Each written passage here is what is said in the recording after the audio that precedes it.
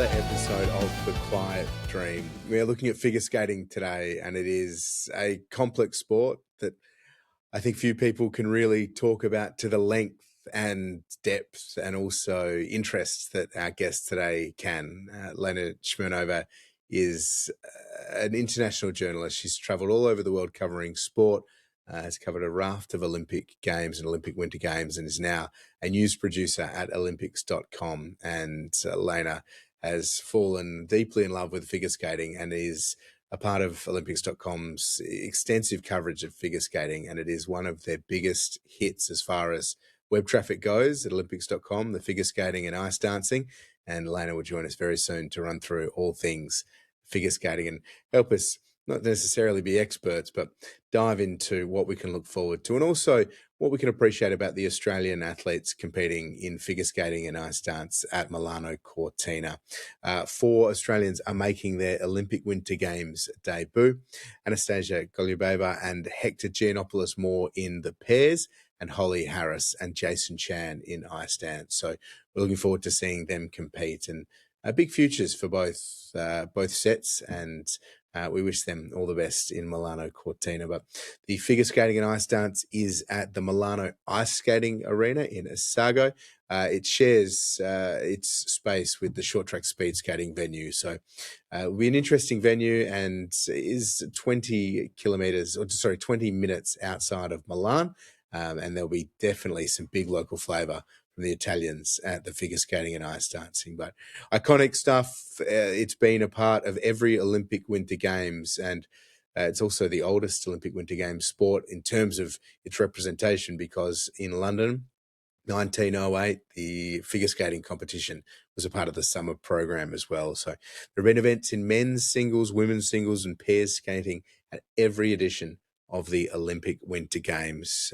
Ice dance was added in 1976, and then a team competition was introduced in 2014 at Sochi. So, on top of the fact that it was at the London 1908 Summer Games, it's certainly steeped in history and always produces some of the highlight reel stuff at any Olympic Winter Games. But no better time to get an expert's opinion on it, because there is so much beyond what we see on the screens to really appreciate and understand. The sights and sounds at every Olympic Winter Games are captivating, but one of the sports which I think have a lot of people either mesmerised or scratching their heads, overwhelmed or even infatuated, is figure skating. And our next guest, Lena Smirnova, is a news producer specialising in and covering figure skating at Milano Cortina.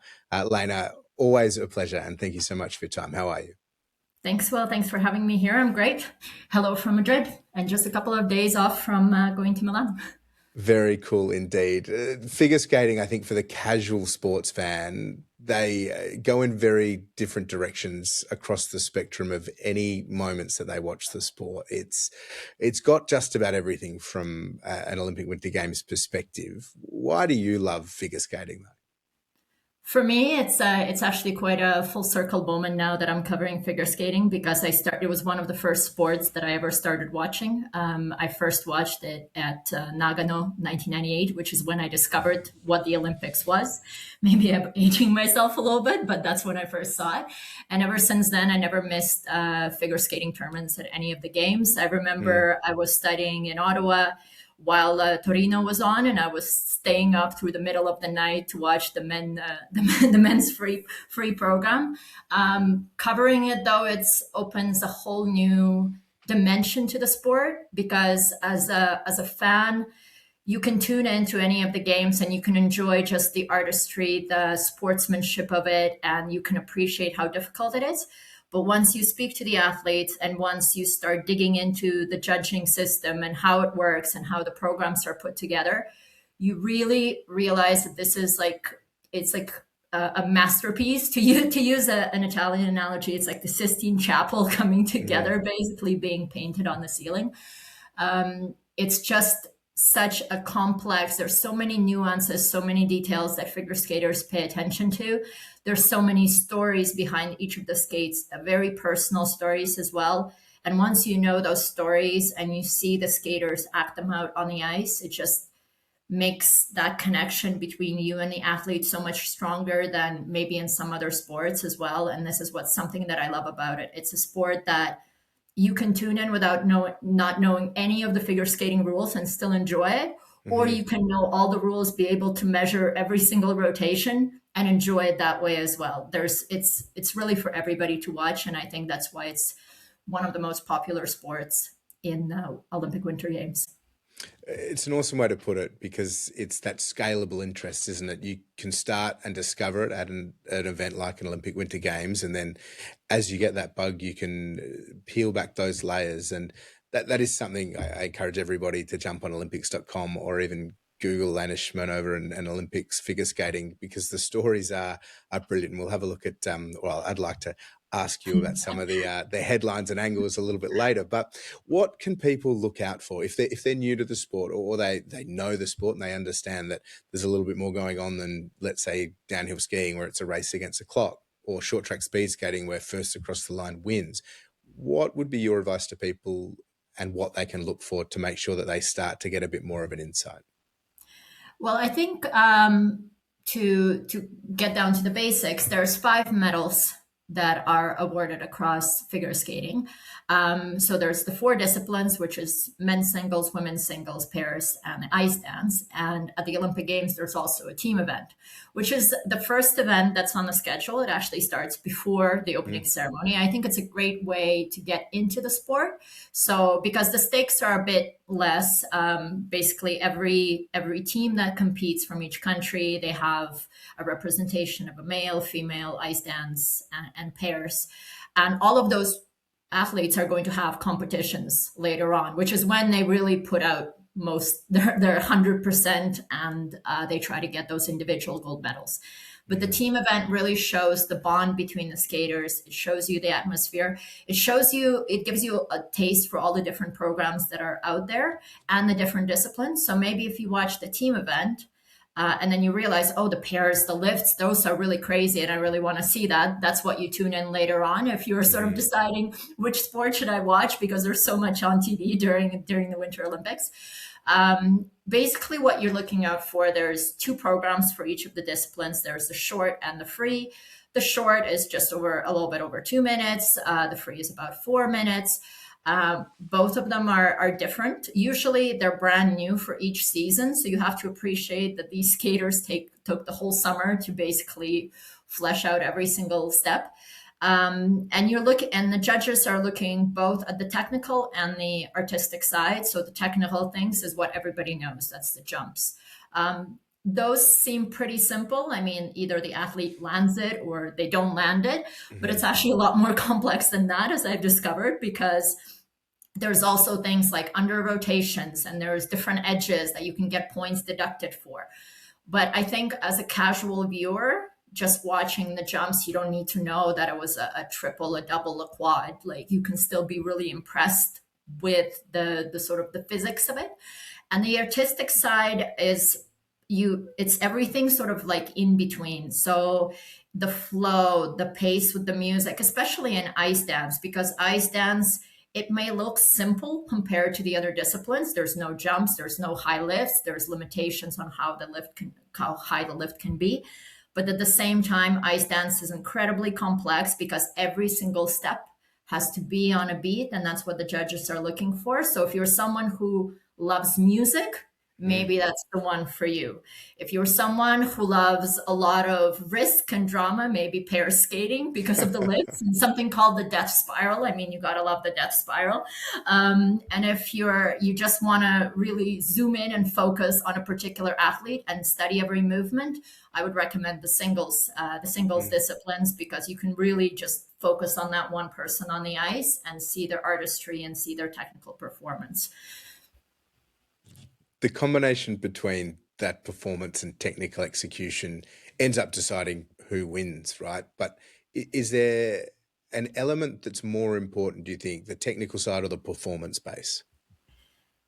In the judging system that it exists right now, the technical components do get you more points. So a jump would get you more points than a really perfect spin. That's just the way the judging system works right now. But you really can't win just by going out and doing jumps. Like there has to be a level of artistry to it. And you see athletes looking into the artistic side, even if they can do all the jumps. And the perfect example, and I think sort of the main face of these games in figure skating will be Ilya Marinin from the United States. An absolutely unique figure skater who every single time he comes to the ice breaks a new record, moves the sport forward. He's someone who's also known as the quad god. That's his nickname. And so he is, as you can guess, does a lot of quads, has done something miraculous even like last year, this year, the year before as well. He's a two-time world champion. He is known for his quad jumping. In December, he won his third title at the Grand Prix final by jumping 7 quads in his free skate.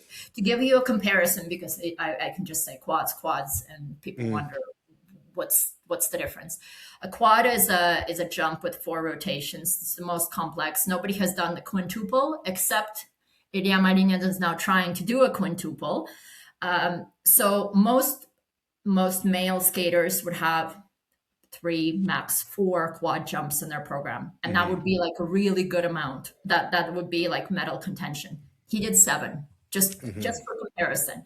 And one of those jumps, because all the jumps are different, one of those jumps is the quad axel, which is the most difficult one. The quad axel is the only jump that you're actually facing in the direction that you jump, which makes it really like mentally hard as well.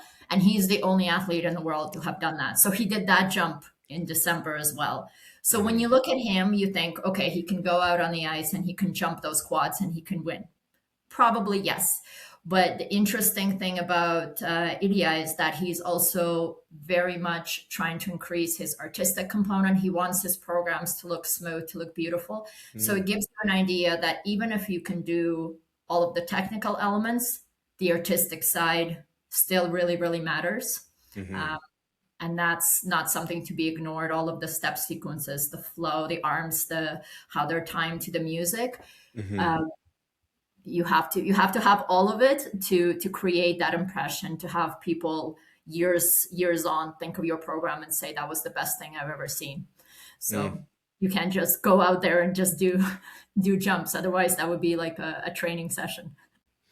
I'm keen to ask you about some of the individuals in a little bit, including the quad god and what has set him apart. But you're dealing with some incredible personalities and characters, and some of the angles that you've been finding through this sport in your work with Olympics.com have been awesome. You've been talking about, I think it's Game of Thrones and yarns about Iceland and diving deep. Some of the headlines, the British skaters in their era of now, but you're really fleshing out these angles and seemingly having a lot of fun with it and finding so much about these athletes and what makes them special. But they are such performers, aren't they?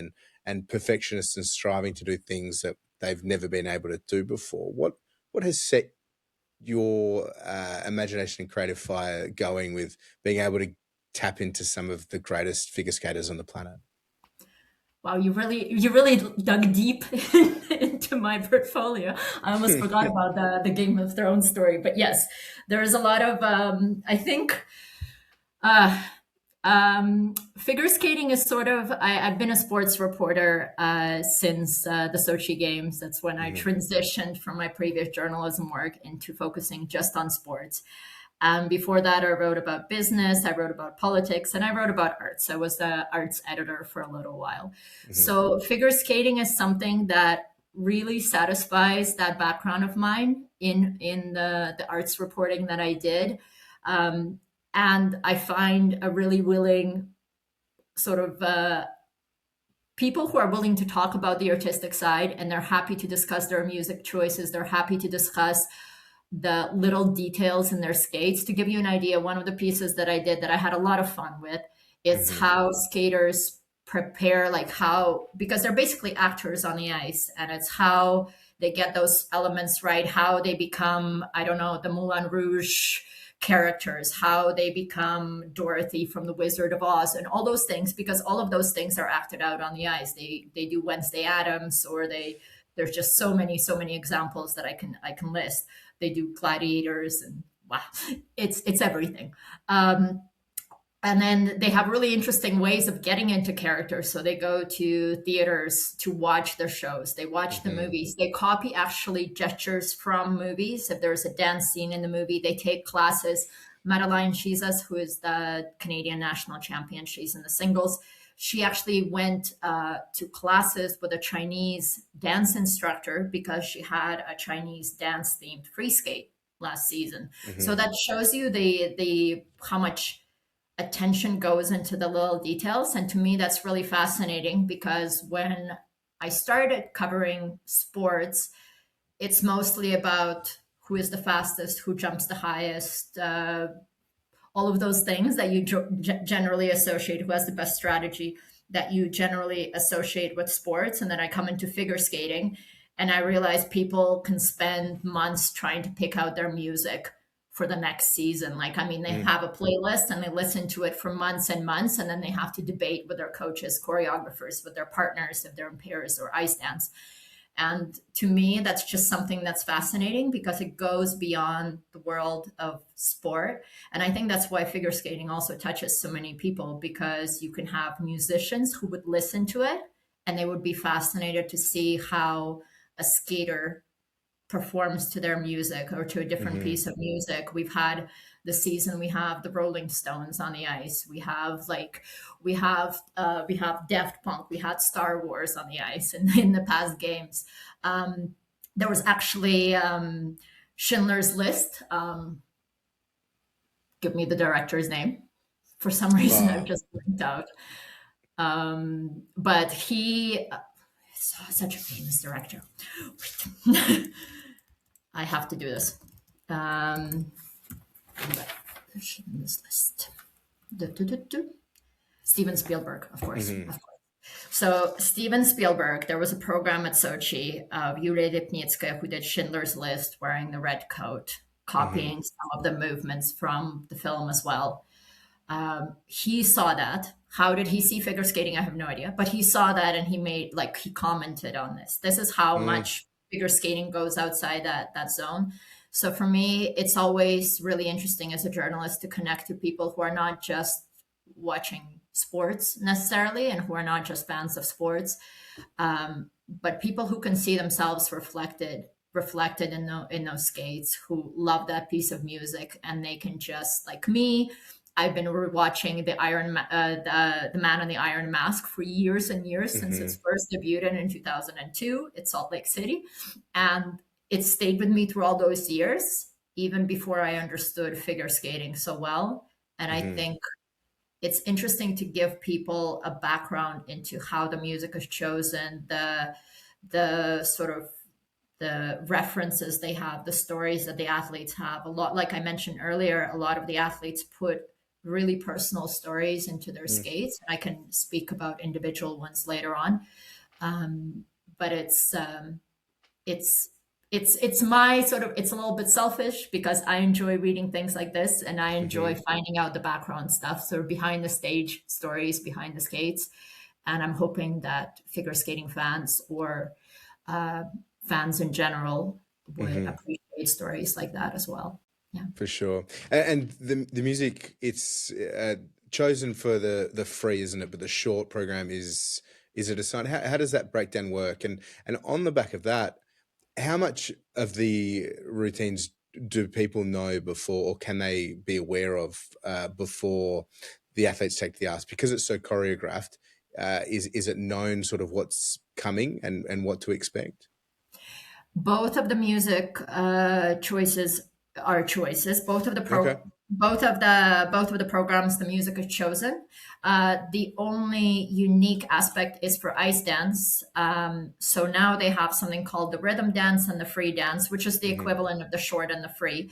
But for the rhythm dance, there's always a theme. Every year there's a theme, and they have to find music that fits within a particular era, or whatever it is that the International Skating Union requires them to do. And this year is my favorite theme of all time, which I also did a story about, and it's the 90s. Anybody who's lived through the 90s would probably like appreciate watching ice dance. So the music has very strict timelines.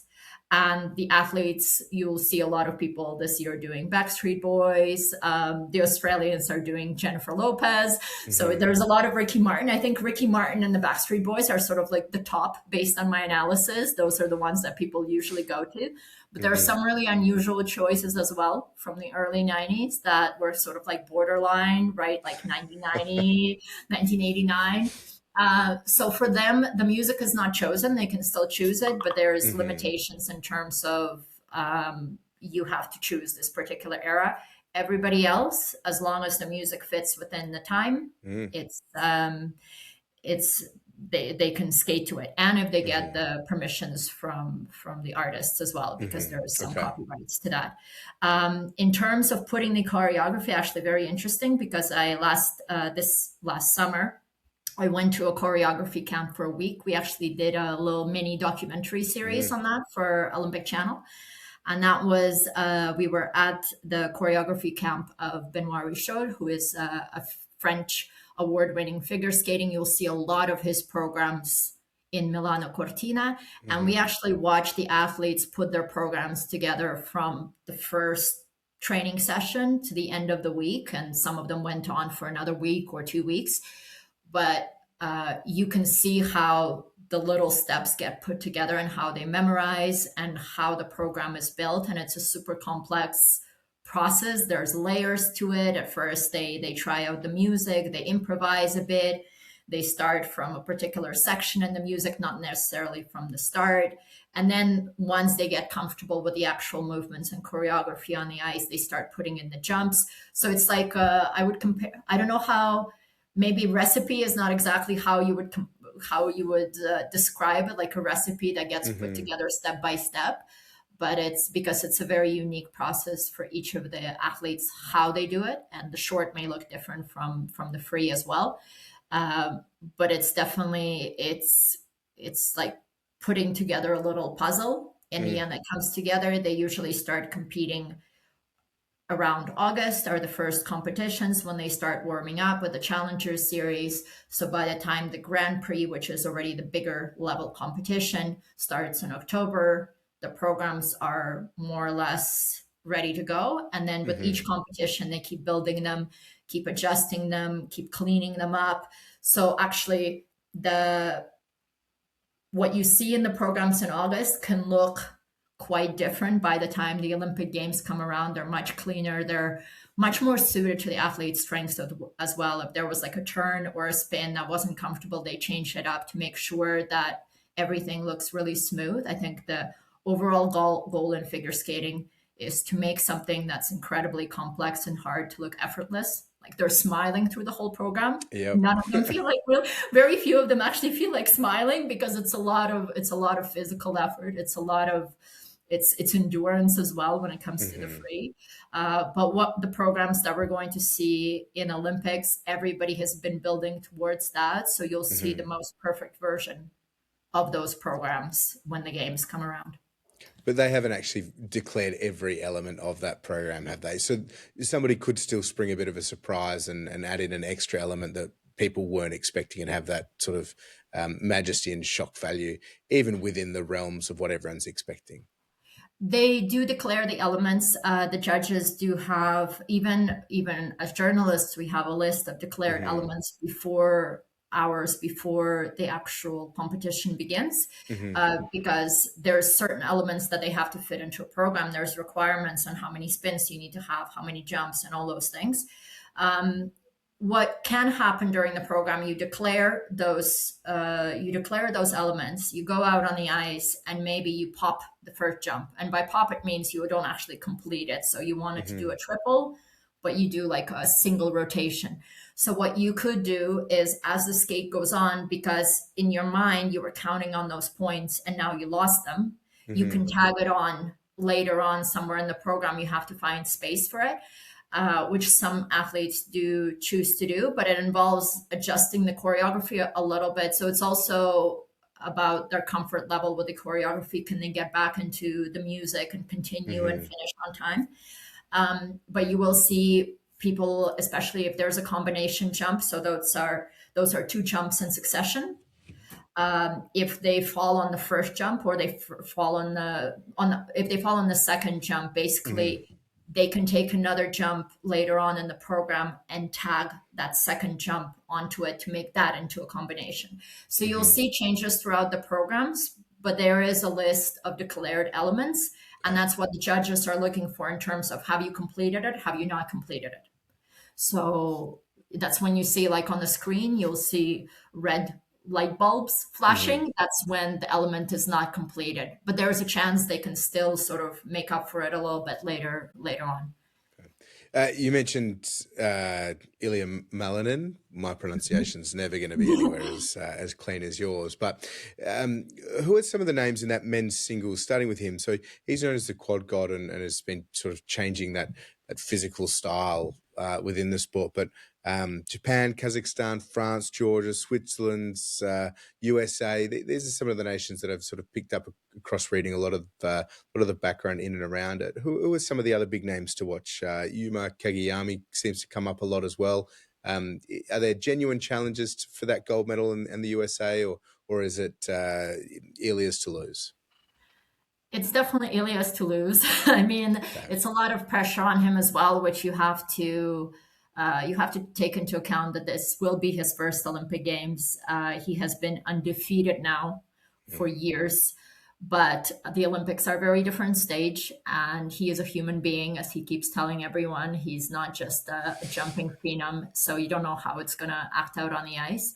But he's a two-time world champion. He does incredible quads. He has a very interesting free program, especially, that I would encourage people to watch. It's about overcoming yourself. It's about the voice that you hear in the program. It's his own voice, which is very rare. I think I would fact check this, but I think he's the first athlete who has his own voice in the program. And there's a really strong message behind it about how every day you need to be better than yourself from the previous day, which is really sums up his experience in figure skating, because he is in a race against himself. He keeps himself motivating by keep breaking records and moving the sport into a completely new dimension. It's incredible the things that he's able to do. And I think even if there's not as much drama about who's going to get first place in the men's singles, his skate is definitely worth watching to see what historic landmark he will try to achieve that time, because he's always out there trying to challenge himself, taking a lot of risks as well. He took a risk with his short program in the Grand Prix final and ended up in third place after the short program. So he's not someone who is always at the top. He made it back with a record-breaking free program, but sometimes his risks don't pay off, and it's exciting to watch him. Yuma Kageyama, yes, he is I would say one of the top contenders. Probably he's a two-time already Olympic silver medalist. He won the silver in Beijing, also with the Japan team. So he has experience on that stage. His father is his coach. So you'll see that really nice dynamic there as well. And to create a link with Italy, he's working with Carolina Kostner, who's one of the icons of figure skating in Italy. She's one of the very few Olympic medalists that they have. She won bronze in the singles in Sochi. So she's coaching him as well. His programs are really fun. He's a super nice skater. This year, he seems a lot more relaxed, and he just, I think he sees how far ahead Ilya was. I think he was ahead by 30 points in the Grand Prix final, even though Kageyama did such a great job as well. And he's just really relishing his skates, and it's a joy to watch him, because once he's relaxed and he can execute the program as he's planned, he's a fantastic skater. Mikhail Shaidarov, he's someone who's also, the men's field is a lot of daredevils in the men's field. Mikhail Shidor, he's a silver world medalist. Um, it was a historic moment for Kazakhstan. Last time they had a skater of this magnitude was Denis Ten, who, of course, passed away. After winning his medal in Sochi, he came under attack in his car. He was held. He was he lost his life in a really Mm, tragic way. Mikhail is someone who has skated with him as a child and is now continuing his legacy. So there's a really beautiful link. And his signature mark for Mikhail is his combination jumps. I just mentioned them earlier, the combination jumps of having two jumps in succession.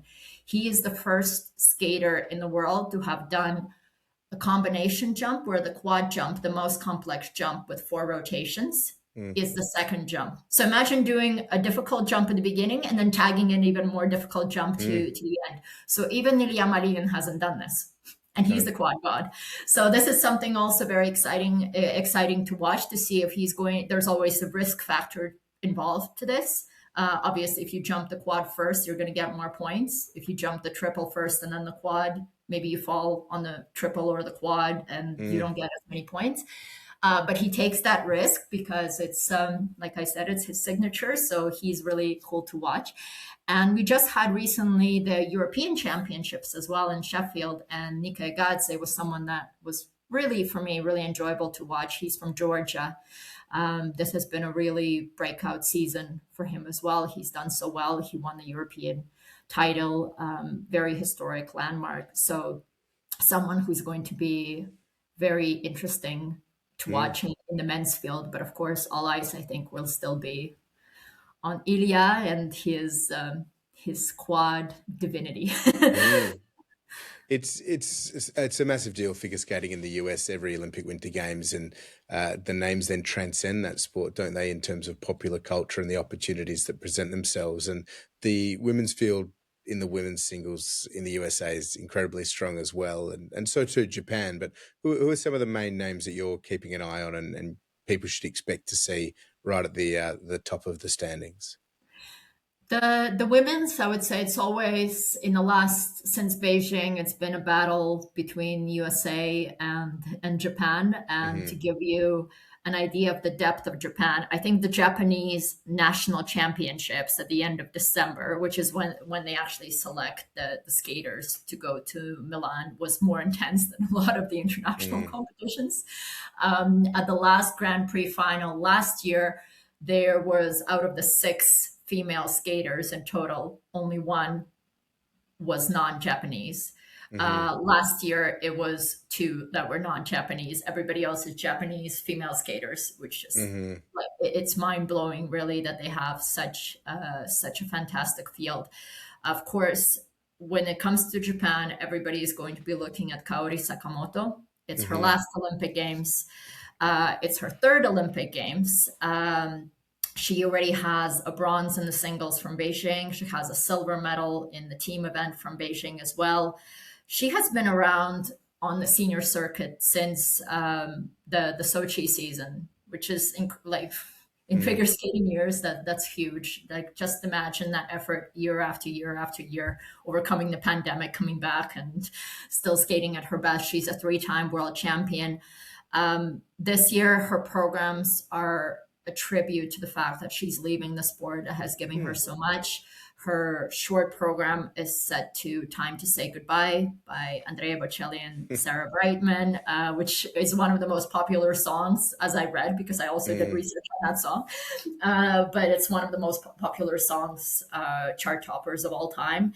And her free is a medley of Edith Piaf songs, which also has an a nice Olympic link, because, of course, if we remember Celine Dion standing on the Eiffel Tower singing mm, Celine Dion in Paris. So Kaori is skating to that. She's still in really great form. Last year, she was on the podium again at the World Championships. She lost her title, but she was still on the podium. Always exciting to watch. A very fun skater as well. She's very Hmm. giggly. She takes herself really lightly. She makes fun of herself. She's just really a joy. Like you'll see her pulling pranks on the ice. When there's a gala at the end of every competition, she's the one who traditionally takes the big group selfie, so the Ellen DeGeneres Oscar type selfie on the ice. Hmm. So she is sort of the life of the life of the party. She has been around for so long, and I think the sport is definitely going to miss her once she goes. But there's a like a giant wave of Japanese Mm. skaters who will just take that place because there's so much talent out there. Then for Americans, we have two front runners as well. There's Alyssa Liu, who is the reigning world champion, and she won the Grand Prix final in December. I keep mentioning the Grand Prix final because that was sort of the last main competition where athletes, the best athletes, came together and faced off against each other.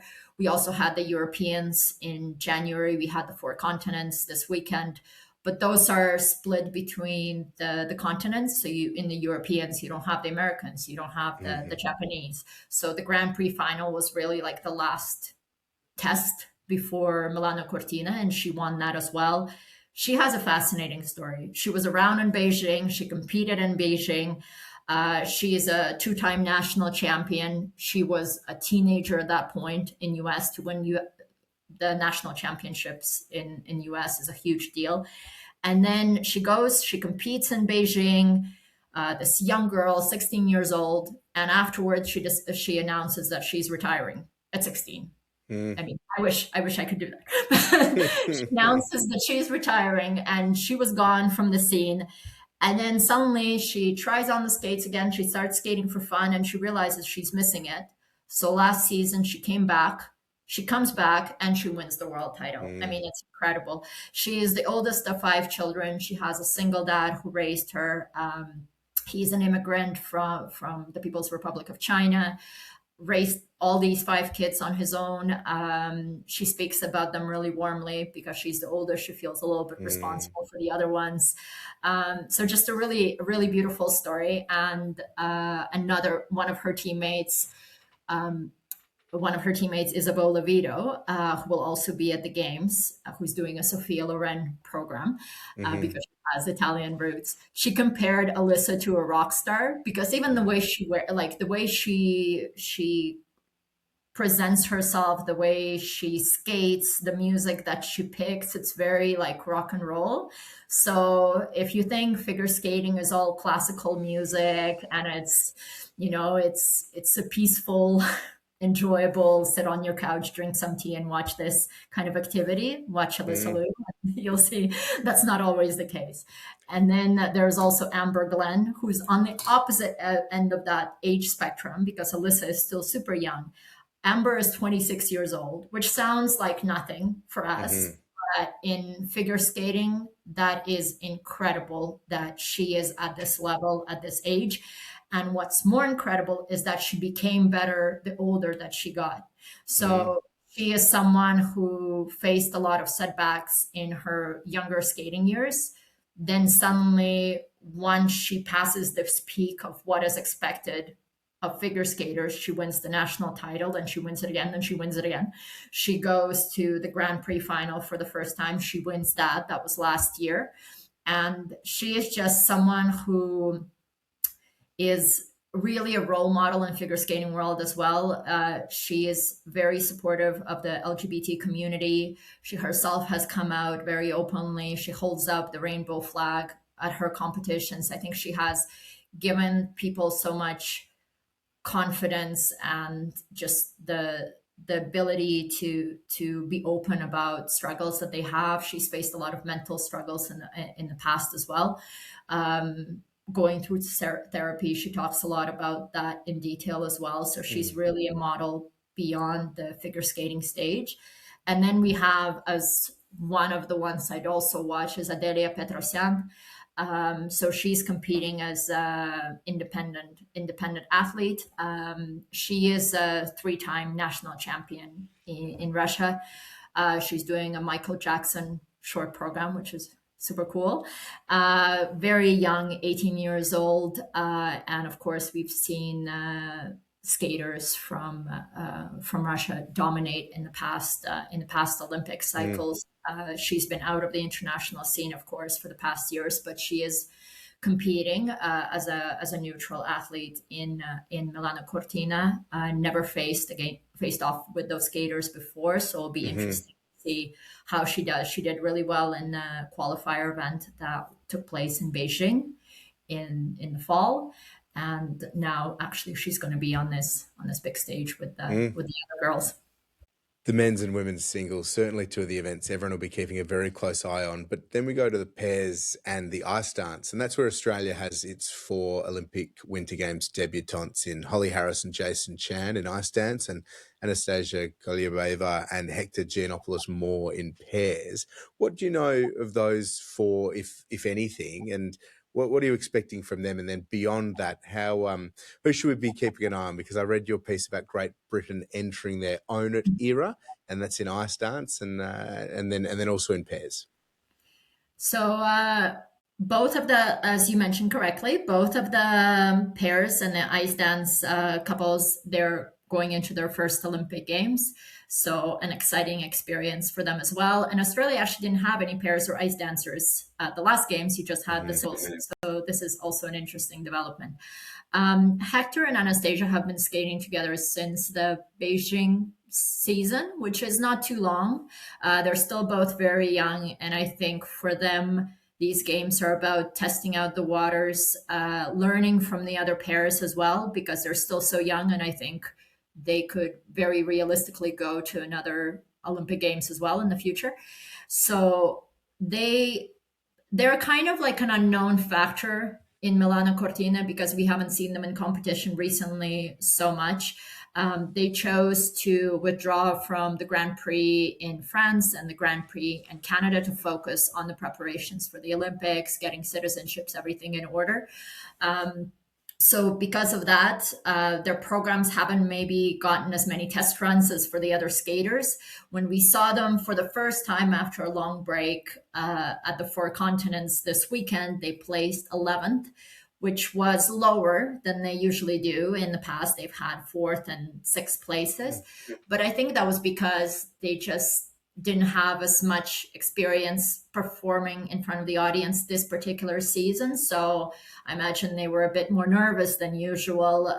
There were some things in the programs that didn't work out as they do in the training. That's always a factor. New arena, new sensations. So we can look at that 11th placement as that's worse than their usual, but I think actually we can't read too much into that. I think it's just about shaking off those nerves, and hopefully by the time they come to Milano Cortina, they will be a lot more ready to present it to the Italian audience and everybody watching on TV as well. And then Holly and Jason, unlike Hector and Anastasia, who got Australia a quota in pairs automatically by placing ninth at the World Championships in Boston, which is a really good result for them. Holly and Jason finished 19th, which was just below the cutoff to get an automatic quota. So they had to go to the qualifier event in Beijing, which was this like last minute, a lot of drama.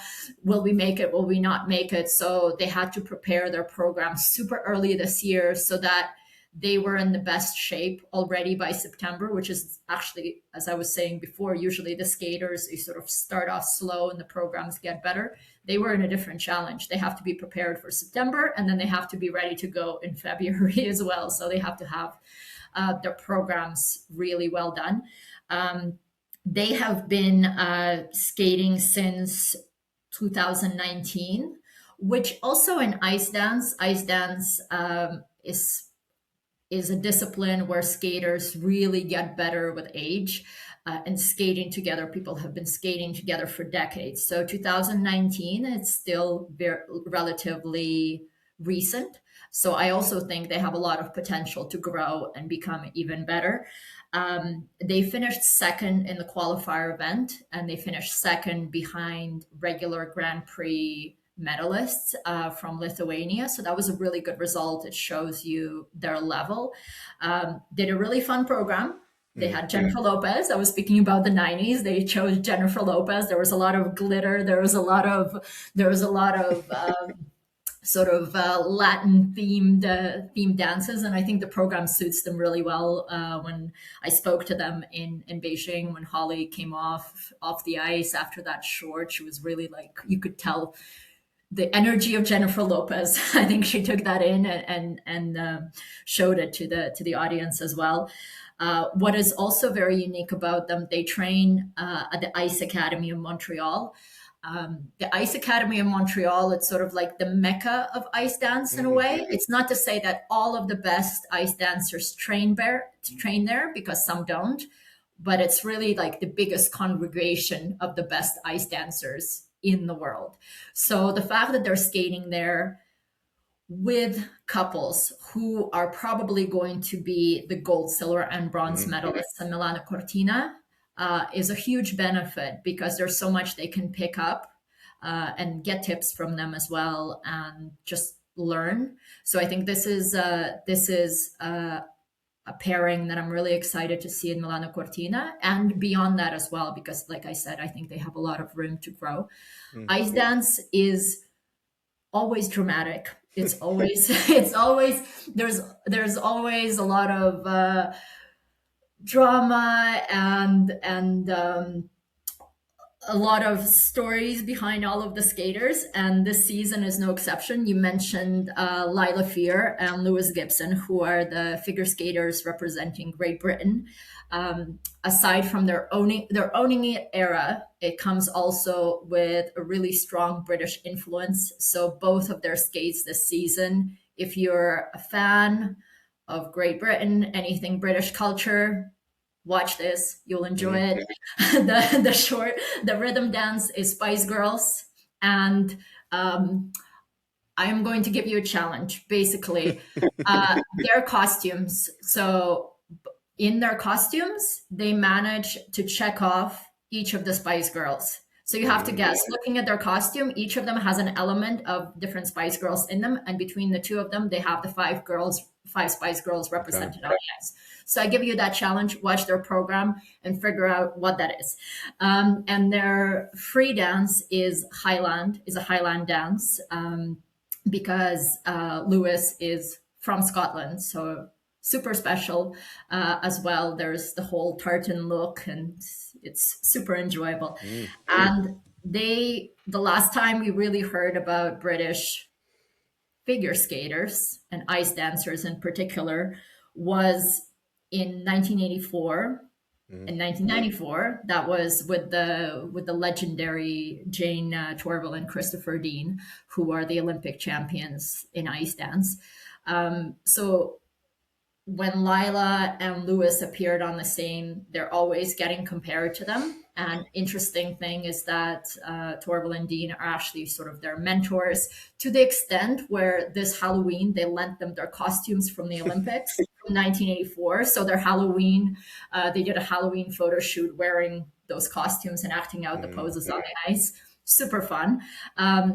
And when they won last season, when they won the bronze medal at the World Championships, it was the first time the British skaters got on the podium since 1984. That shows you really like the significance of them being at the Olympics. It's their second games. They were also in Beijing, but this time they come in as real contenders because they're bronze medalists at Worlds. They're also European medals. They just won another bronze, Sheffield on home ice. Funny story about that. Sheffield, last time they hosted the European Championships, long time ago. Lila was a young girl who was there picking up the flowers, who were, the kids who go on the ice and they pick up the flowers for the skaters. So she was there in that role. And Lewis was there as a guest junior skater, just to sort of like absorb the atmosphere. They didn't know each other at the time. Years later, they ended up forming a partnership, which now is taking them to the Olympics. How incredible is that, right? When you talk about ice dance, of course, we have to talk about Madison Chalk and Evan Bates, who are also training with Holly and Jason in Montreal. They're the three-time world champions. They have been skating since 2011. I mean, I've known marriages who that last less, but they have been. This is like an ice dance. This is what an ice dance partnership looks like, because you need so much time to develop that understanding, much more than in pairs. They've been skating since 2011. At some point, they fell in love, became a couple. They married in 2024. Last year, won their third world title, first time as husband and wife. They have pretty much been undefeated in most competitions. They've had some silver medal placings here and then, but really they're the couple to beat. And they are also doing their programs to Painted Black. So, and Lenny Kravitz is their 90s program, and Painted Black is their free, where they're acting out a bull and a matador. It's very exciting. I encourage you to watch it. And Madison is also a super talented designer, fashion designer. So she does all of her own costumes. Last year, she did the Empire State Building. That was her dress. She also does costumes for other skaters as well. So she is someone multi-talented, and this is sort of the culmination of their journey, I think, as skaters, because they've been around so long. I would be surprised if they would go for another Olympic cycle. They haven't talked about that yet, but they only have the gold. They have the gold medal in Beijing, but that's from the team event. And you want that individual one that you bring home, and it's completely yours. And I think that's what they're after. And then it was until this season, it looked like there's no competition, kind of like Ilya, they're out to get the gold medal and nobody's going to challenge them. But everything changed.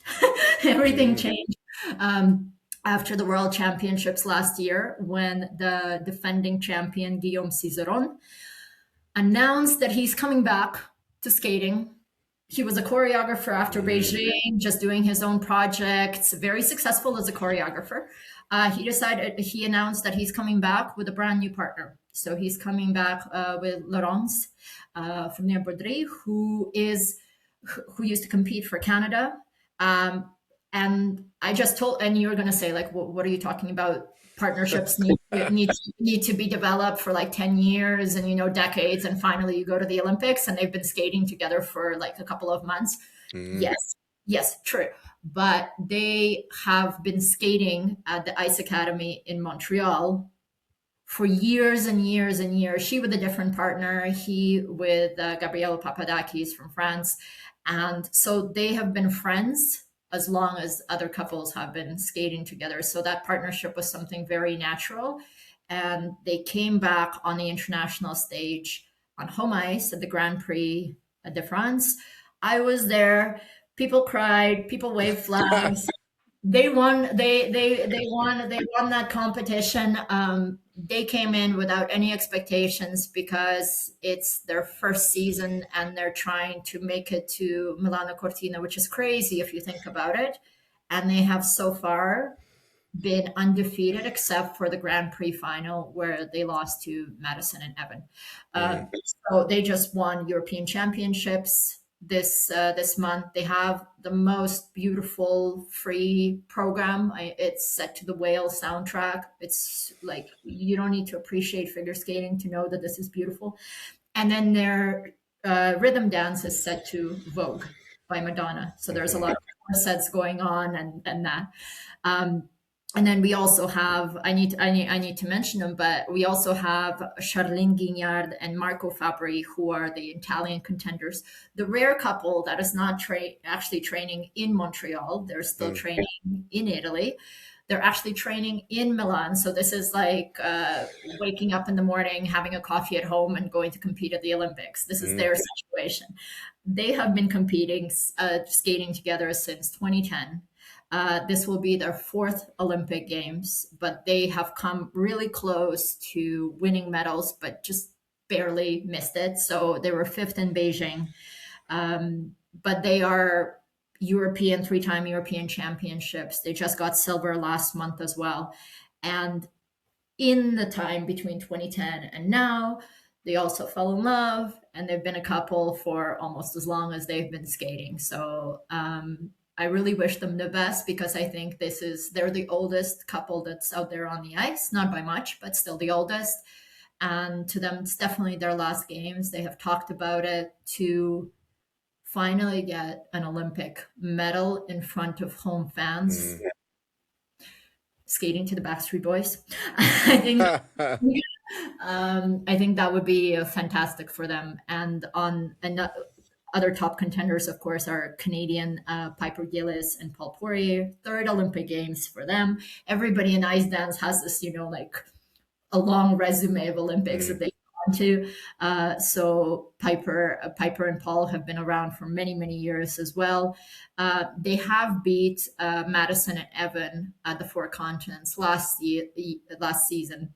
So they can still challenge for that. They're silver medalists, world silver medalists now. So now they're behind them a little bit. And since they competed in Beijing, Piper actually made an announcement that she underwent treatment for stage 1 ovarian cancer. So that was a year after Beijing where she made that announcement, which is incredible to think that she is competing, she's healthy, she's happy. And it's really, I think, again, a story that goes beyond sport to show that no matter the challenges that life throws at you, you can overcome them. And of course, also train in Montreal. So they're probably friends with and they're all friends except for Charlie and Marco, who train in Italy. Most of the top couples that I just spoke about, they do train in Montreal, learning a bit of French, I imagine, a little bit as well. The last ones that I haven't mentioned is the pair skaters as well. We have the Japanese world champions they won the world title twice. So they won last year, then they won in 2023. They're skating to the Rolling Stones, painted black. And then their free is the Gladiator soundtrack as a sort of a tribute to the Italian audience, which is also very spectacular. They do these like lifts and it's great to watch.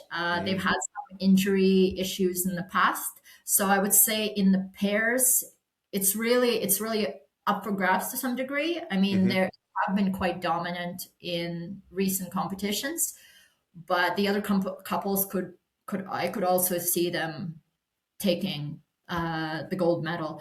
Among them are the Germans Minerva Fabian Hasse and Nikita Volodin. They only started skating together after Beijing.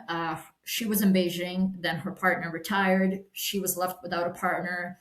She wasn't ready to leave the sport, but she had no one to skate with. This is the problem of the pairs in the ice dance. You need someone else to skate with you. And Nikita, by that point, was already skating shows, doing these sort of like dance on ice type things.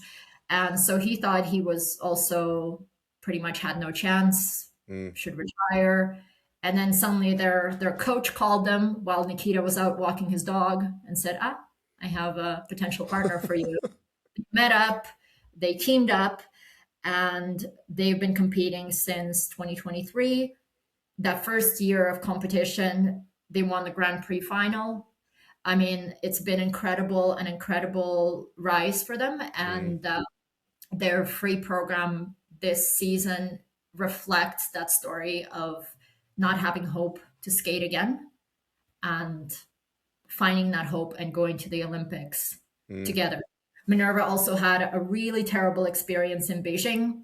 Her partner at the time got COVID, so she couldn't even really compete. So she made it to the games, but she was, she was quarantined. So this is really her, even though she's been to the Olympics, this is really her first Olympic experience. Then we have the local favorites, Sara Conti and Niccolò Macci, who are, again, locals from Milan.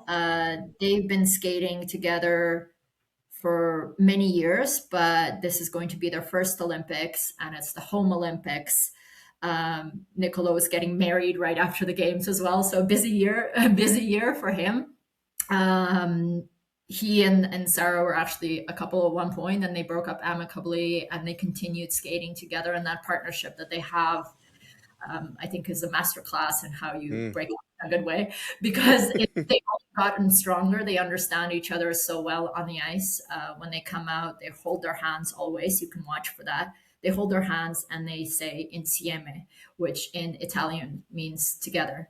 I think that's best represented by the programs that they had last season. So their free program was super personal. Sarah lost her father to COVID right when the pandemic started. And very soon after, Nicolo lost his grandfather, and who he was extremely close with. So the program that they had last season was Papa Do You Hear Me? Barbara Streisand singing, and it was sort of a tribute to Sarah's father, Nicolo's grandfather. So you see how much they're like aligned in their choices and how well they go together. This year, I love their programs. It's again a bullfighter and a matador. You gotta love the Spanish theme. And the second one is Caruso, set to Caruso that Lucio Dalla composed in the 80s. I think a classic that everybody knows, but which they had to turn to AI to pick, because they explained to me that even though they knew the popular Italian songs, they have a huge playlist of Italian songs, they have an Italian perspective on it. So they knew which songs Italian audiences would react to really well, but they're not performing to only an Italian audience. They want to also connect to foreigners and people watching on TV, the people who are going to come to Milan as tourists. So they asked ChatGPT, what is an Italian song that would connect really well to audiences abroad? And it gave them Caruso, and they're skating. Right. They're skating to Caruso. Another couple that uses AI quite a bit. They're very young. Anastasia Mitilkin and Luca Berolava. They're Georgian, and they just won the European Championships this month. It was a historic win for Georgia.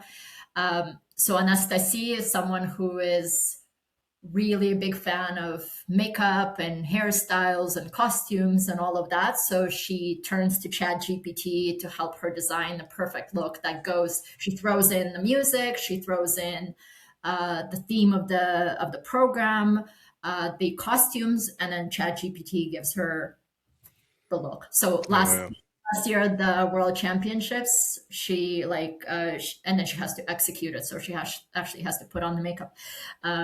So it gave her the look that she used for that program. So isn't it fascinating? A lot of faith in the technology, but that's the way it goes. It's I think everybody's trying to be creative and to stand out. So they're using AI, and I did a story on that as well. It's a separate story that I did on how people are using technology nowadays, especially the younger skater, because for them, I think it comes really naturally. And it's really interesting how they use it to their advantage just to get some ideas, which is more than you would find maybe on Pinterest or something like that. Yes, definitely. Look, Lena, it's incredible listening to you talk about the sport and the programs and the athletes involved and the personalities and everything that goes into it. And I think it's just a wonderful scene setter for anyone who's not just excited about the figure skating and the ice dancing at Milano Cortina, but the entire games themselves. But from a figure skating and ice dancing perspective, as you mentioned, it starts on the Friday of the opening ceremony and then goes all the way through pretty much till the end of the Olympic Winter Games, with competition ending for this sport on the 19th, but then the gala as well. So I'm sure you can't wait. We can't wait either. But as always, it's a real pleasure, and thanks so much for your time. Thanks so much, Will. Thanks for having me. And everybody, if you can, time zone permitting, do tune into the figure skating competition, because I promise you, it's always worth it. It's always unpredictable. And if it gets you hooked on the sport like it did for me in 1998, then I wouldn't be surprised. Love it. Big journey ahead for everyone tuning in.